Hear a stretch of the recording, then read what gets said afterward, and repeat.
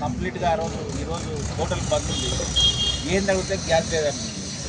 మాకు గ్యాస్ దొరుకుతుంది కదంటే ఇక్కడ గ్యాస్ ఏజెన్సీలే గ్యాస్ దొరకడం కదన్నా, గ్యాస్ ఏజెన్సీ లేదనే సమాచారం ఈరోజు మాకు ఇవ్వడం జరిగింది. మేము చాలా ఆశ్చర్యపోయినాము.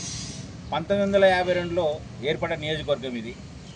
సాక్షాత్తు పౌర సరఫరాల శాఖకు మంత్రిగా ఉన్నటువంటి నియోజకవర్గం నుంచి ఉన్నటువంటి ఆయన మంత్రిగా పనిచేసిన జూపల్లి కృష్ణారావు గారు దాదాపు 6 సార్లు అనుకుంటే ఎమ్మెల్యే, 4 సార్లు మంత్రిగా పనిచేస్తూ ఉన్నారు. నిజంగా కూడా ప్రజాప్రతినిధులు ఒక సిగ్గుపడాల్సిన విషయం ఇది. ఒక నియోజకవర్గ కేంద్రంగా ఉండి రాష్ట్ర రాజకీయాలను శాసించే స్థాయిలో ఉన్నటువంటి నాయకులు కలిగినటువంటి నియోజకవర్గం, ఈ నియోజకవర్గంలో ఒక్క గ్యాస్ ఏజెన్సీ కూడా లేకపోవడము నిజంగా బాధాకరం, సిగ్గుచేటు.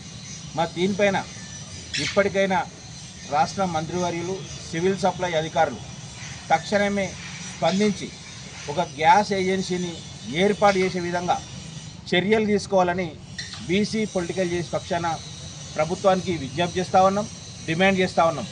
ఎందుకంటే ఈరోజు ఎన్నో ఏళ్ళుగా మీకు ఓట్లేసి గెలిపించినటువంటి ప్రజలకు కనీసం ఒక నిత్యావసర వస్తువు కదా గ్యాస్ అనేది, ఆ ఏజెన్సీ లేకపోతే ఈరోజు ప్రజాప్రతినిధులుగా మనం ఎన్నిక ఏం లాభం, మంత్రులుగా పనిచేసి ఏం లాభం, రాష్ట్ర రాజకీయాలను మేము మలుపు తిప్పుతున్నటువంటి ఒకసారి ఆలోచించుకోవాలి.